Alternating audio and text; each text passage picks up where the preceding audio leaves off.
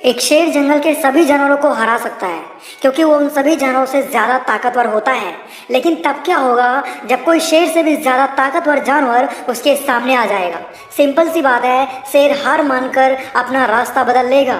इस उदाहरण में शेर आप हैं और आपको भी कभी न कभी किसी ऐसे इंसान का सामना ज़रूर करना होगा जो आपसे भी ज़्यादा नॉलेजेबल होगा, पावरफुल होगा। ऐसे में आप उसे तभी हरा सकते हैं जब आप उससे भी ज़्यादा ताकतवर होंगे, इंटेलिजेंट होंगे। एक बात अपने दिमाग में बैठा लो, किसी को हराने के लिए पावरफुल बॉडी की नहीं, पावरफुल माइंड की जरूरत होती है। क्योंकि अगर आप किसी को अपने दिमाग से हरा देते हो, इसका मतलब है आप बहुत तेज हो और आप लाइफ में बहुत आगे तक जाओगे। इसमें कोई शक नहीं है, क्योंकि जब दो लोगों में टकराव होता है तो नुकसान दोनों का होता है। तो ऐसा नहीं होना चाहिए। अगर आप किसी को हराना चाहते हो तो अपने दिमाग का यूज करो, आपका दुश्मन हार जरूर मान लेगा। दोस्तों, आज की इस वीडियो में 8 ऐसे नियम बताने वाला हूँ जिनका इस्तेमाल करके आप अपने दुश्मन को बड़े आराम से परास्त कर सकते हो। इसलिए वीडियो बिल्कुल भी मिस ना करें। So let's start the video.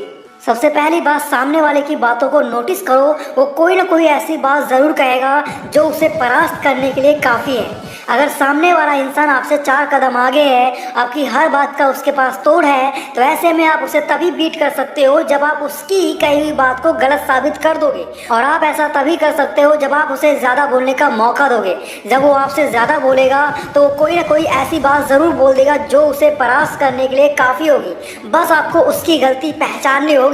Example के लिए, मान लो आप अपने पार्टनर से मिलने जा रहे हो और आपने उसे कॉल करके पूछा तुम कहाँ हो। उसने कहा घर पर। फिर आपने कहा मैं तुमसे मिलने तुम्हारे घर आ रही हूँ। तभी आपका पार्टनर कहता है मैं शॉपिंग के लिए निकल रहा हूँ, तुमसे बाद में मिलूंगा। तब आप कहते हो कहाँ पर शॉपिंग करनी है, मैं वहीं आ रही हूँ। और वो फिर कोई बहाना बना रहा है, तो आपको सिंपली समझ जाना चाहिए वो आपसे झूठ बोल रहा है और वो किसी ऐसी जगह पर है जो आपको बताना नहीं चाहता। ऐसे ही कुछ स्टेप्स को फॉलो करके आप सामने वाले को हरा सकते हो।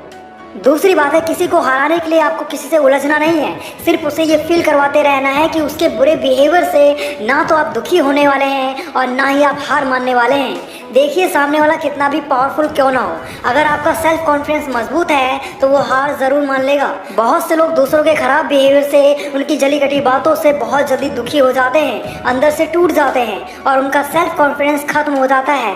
ऐसे कंडीशन में वो ना तो किसी को समझदारी भरा जवाब दे सकते हैं और ना ही किसी को परास्त कर सकते हैं। इसलिए मेरे दोस्त, अगर आपके साथ कोई बुरा बिहेव करता है तब भी आपको ऐसे दिखाना है मानो उसके बिहेवियर से आपको दुख नहीं, खुशी मिल रही है। यकीन मानो वो मुंह बनाकर वहां से चला जाएगा और फिर कभी आपको तंग करने की कोशिश नहीं करेगा। तीसरी बात है, किसी मामले में बोलने से पहले आपको उस मैटर के बारे में पूरी डिटेल्स पता हो, तभी आपको बोलने के लिए आगे आना चाहिए। अदरवाइज अपनी शांति का परिचय दोगे तो ज़्यादा अच्छा होगा।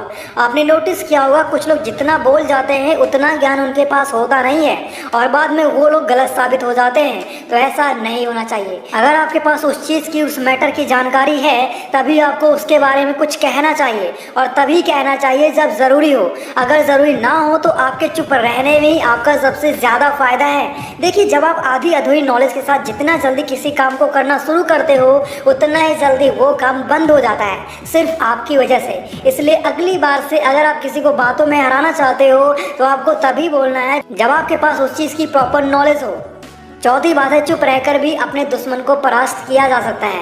आपका शत्रु कैसा भी हो, अगर आपके अंदर शांत रहने की आदत है तो आप अपने शत्रु को बड़ी आसानी के साथ परास्त कर सकते हो। और सबसे मज़े की बात तो ये है, इस तरीके में आपको ना तो कुछ करना है और ना ही कुछ बोलना है, फिर भी आपका शत्रु हार मानकर चुपचाप पतली गली से निकल जाएगा। इसलिए मेरे दोस्त, जिसे आप पसंद नहीं करते या जो आपका शत्रु है, अगर वो आपको कुछ उल्टा सीधा बोलता है तो उसे बोलने देना है। उसको रोकने की या उससे उलझने की जरूरत नहीं है। और कुछ लोग तो ऐसे होते हैं जो हमें टारगेट करके हम पर उल्टे सीधे कमेंट्स पास करते हैं, बोली बोलते हैं। आपको ऐसे लोगों से भी सेम ऐसे ही डील करनी है। आपको अपने गुस्से का घूंट पी जाना है, लेकिन उन्हें कोई भी रिप्लाई नहीं देना है। देखिए, जब सामने वाले की बातों से आपको कोई फर्क नहीं पड़ेगा तो सामने वाले को ये पता चल जाएगा कि आप अंदर से बहुत मजबूत हो और वो आपसे पंगा लेगा तो उससे ही घाटा होगा और फिर वो खुद ब खुद आपसे दूरी बना लेगा। बहुत सी बात है, आपको उस इंसान की हेल्प सबसे पहले करनी है जो इंसान आपके दुश्मन के सबसे करीब हो।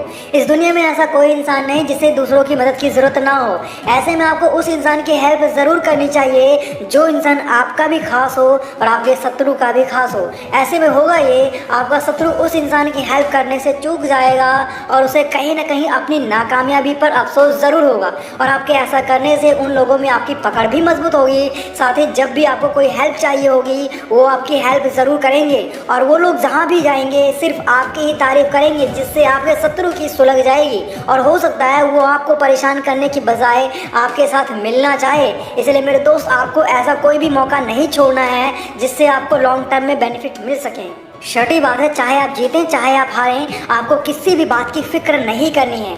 जब हम किसी बात को लेकर बहुत ज़्यादा चिंता करने लगते हैं तो हम अपनी काबिलियत खोने लगते हैं, इस बात में कोई शक नहीं। इसलिए मेरे दोस्त, अगर आपने कोई काम शुरू किया है तो आप उस काम में सफल होंगे या नहीं, इस बात की चिंता अपने दिमाग से निकाल दो, नहीं तो आप फेल होने से पहले ही हार जाओगे। क्योंकि हारने का डर कहीं ना कहीं आपको कमज़ोर कर देता है। और दूसरी चीज़, अगर आपने पूरी लगन से कोई काम किया है तो आपको हार का डर तो होना ही नहीं चाहिए। इसलिए मेरे दोस्त, लाइफ में तभी आप जीतोगे जब आपके अंदर हार की चिंता नहीं होगी।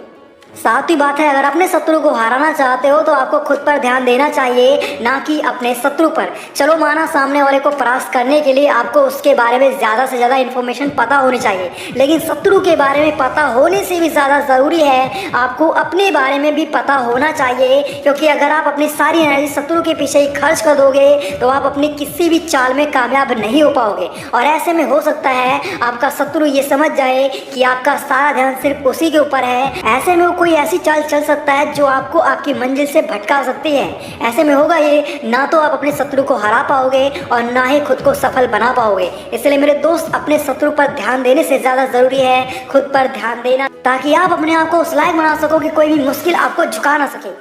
आठवीं बात है, सफल बनो, आपके शत्रु खुद ब खुद हार मान लेंगे, इस बात का दावा करता हूँ। सफलता एक ऐसी चाबी है जो हर प्रॉब्लम को सॉल्व कर सकती है। अगर आपका शत्रु आपसे ज़्यादा पैसे वाला है, आपसे ज़्यादा पावरफुल है, तो आप उसे तभी हरा सकते हैं जब आपके पास उतना ही पैसा हो, उतनी ही पावर हो। इसलिए मेरे दोस्त, आपको लगातार अपनी मंजिल पाने के लिए मेहनत करना चाहिए। आपकी कठिन मेहनत देखकर आपके शत्रु की नींदें उड़ जाएंगी, ये सोच कर कि आपने इतनी तरक्की कैसे हासिल कर ली। और एक दिन ऐसा आएगा कि आपका शत्रु खुद ब खुद आपके आगे सर झुका देगा और आपसे मदद की भीख मांगेगा। मेरे दोस्त, जरा इमेजिन करो, जिस दिन वो दिन आ जाएगा, असल जीत तभी होगी। शत्रु को हराने का इससे बेहतर तरीका और कोई नहीं हो सकता।